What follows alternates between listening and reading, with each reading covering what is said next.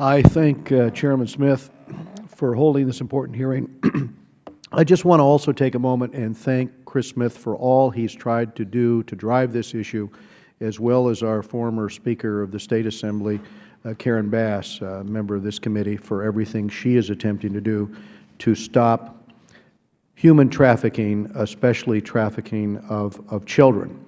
And the definition of a civilized world is one that comes to the aid of those who are most defenseless. And when you look at the situations around the world of children sold into slavery, sold into trafficking, or these situations that Karen's been talking about in terms of the group homes, we have girls as young as 13, 14 years old. These Romeos are sent there. These girls never have any idea the end goal that these men have for them. They think they're being rescued. But what is about to happen to them is a very, very horrendous situation, followed by a very short lifespan for most of these young children. And we want to thank Ambassador Sidibalka for his work and for being here today with the Office to Monitor and Combat Trafficking in Persons. We had a hearing earlier this year on this subject prior to the report, and this modern-day slavery is what it is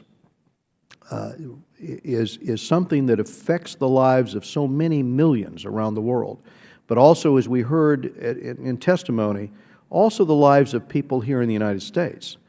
And the commitment of the Foreign Affairs Committee, as Chris Smith will attest, is deep, it's long-standing, it's fully bipartisan, and our goal is to put a whole lot more pressure on governments around the world to get engaged here. Earlier this year, I supported the Violence Against Women Act reauthorization, but I have concerns that cuts to the tip office and other aspects of the trafficking reauthorization contained in that bill might harm the important work of the tip office. I know that Chairman Smith is working hard to make certain that at the end of the day we do more to lean in on these governments.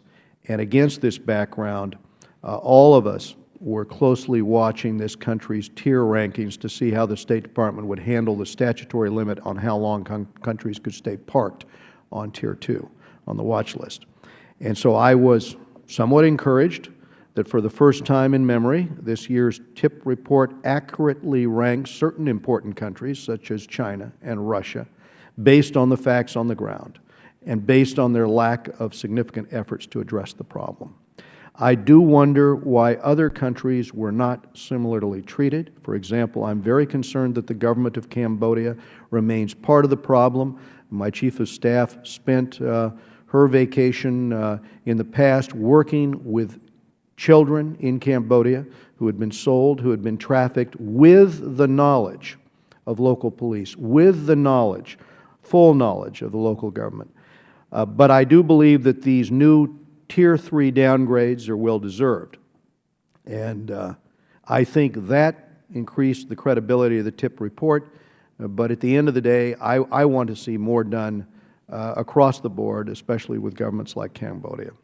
The report also underscores the broader challenges we face.